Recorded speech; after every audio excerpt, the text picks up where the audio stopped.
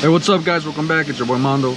On today's episode we are working on a 2020 Mustang, but it's not your average 5.0. This is actually not even a 5.0. We are working on an EcoBoost today.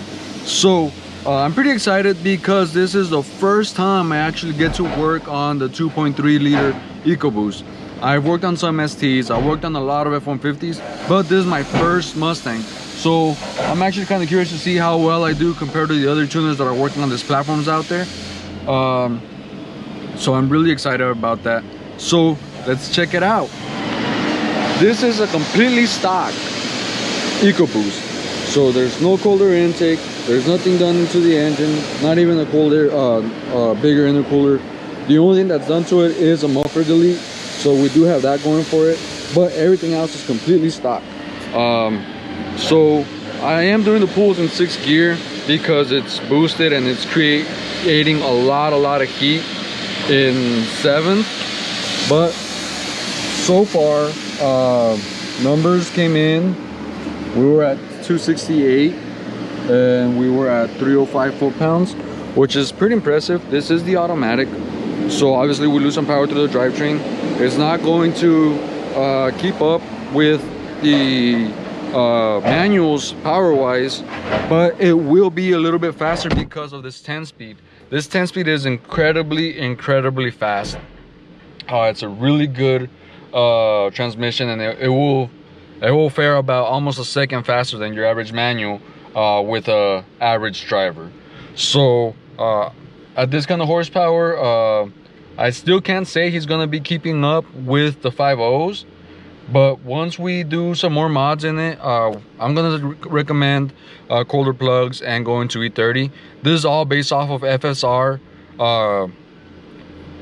Performance, I believe that's his name, or my buddy Tete. He is my EcoBoost guru, so he gave me a rundown on what's all recommended for these cars.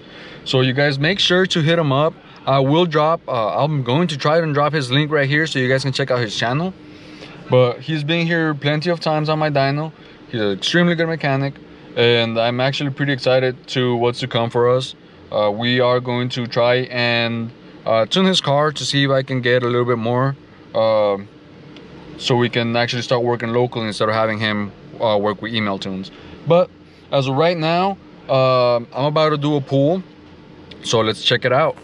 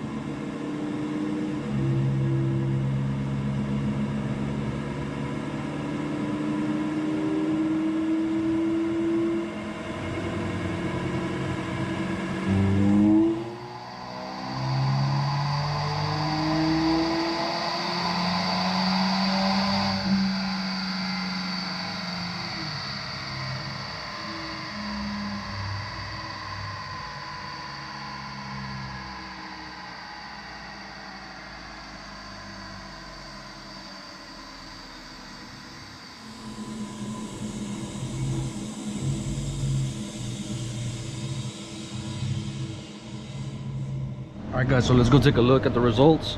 The problem I'm running into is timing. I did try going up on timing and it didn't like it. So gave me some good horsepower down low, but I lost a lot up here. So I'm running into detonation. As you guys don't know, that's when we have too much timing for the cylinder pressure and it starts pre-igniting or knocking, whatever you want to call it. So that's why that was actually telling me we need to go to the 6510s and the E30. E30 is as much as we can run on these cars without running out the fuel system. They are direct injected, so the high pressure fuel pump and all that doesn't support a lot of fuel volume, and we would have to upgrade that if he wants to run a higher concentration. But E30 will give us a good amount of horsepower, and honestly all it is a tune, and he has to go to the pump and just add some extra ethanol. That's it. But as of right now, this car is, well, hopefully we get some more horsepower this next pull. I did clean up some of the timing, and we're about to find out.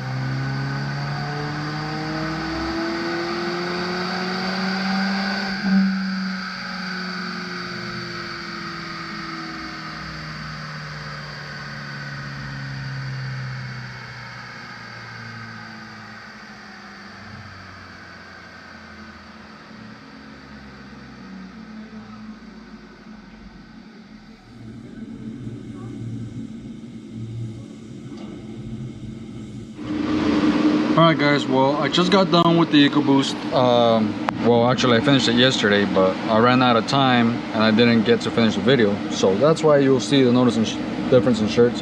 But this is where we're at. So we're at 318 peak torque when we had 305 before, so it's around 13 foot-pounds. But there's a lot of places where we gained a lot. 276, 293. So overall, we did see quite some gains. Peak is not that impressive, but there is a lot of areas where we cleaned up, had dips and stuff like that. I did get the testimonial from the owner. He did say that the car feels like it has less lag, so it's boosting more. It has more constant boost. We don't drop out of boost until the temperatures get really hot. So overall, the car is a lot more peppier. But yes, as you guys can see, this was a completely stock EcoBoost. We are trying to run, I talked him into, he said he's at least going to do the 6510s, the NGK spark plugs. And then hopefully we can do the E30s, just so we can see how much the spark plugs alone gave us and then how much the fuel alone is going to give us before he starts doing any other mods. But I sent him over to Tete over at FS Racing, and he's the one that will give him a way better answer as to what he can do to get more power. But as of right now, we picked up anywhere from 12 to 20 foot-pounds on average, and then horsepower as well, 12 to 18 is what I was seeing in certain areas. So talking to other people that own the EcoBoost, it's pretty impressive. Not impressive, but it's about average for being a 91 Arizona car with 91 shitty fuel and hot plugs. So hopefully once he gets the new spark plugs in, we can run a little bit more aggressive and get more timing out of it. But other than that, this concludes today's video. Once again, thank you guys for all the support. This was my first EcoBoost Mustang.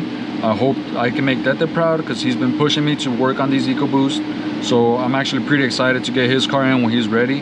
Hopefully I can get some horsepower out of that. But yeah, this will conclude today's video. And once again, you guys, thank you guys for stopping in. I'll see you next week.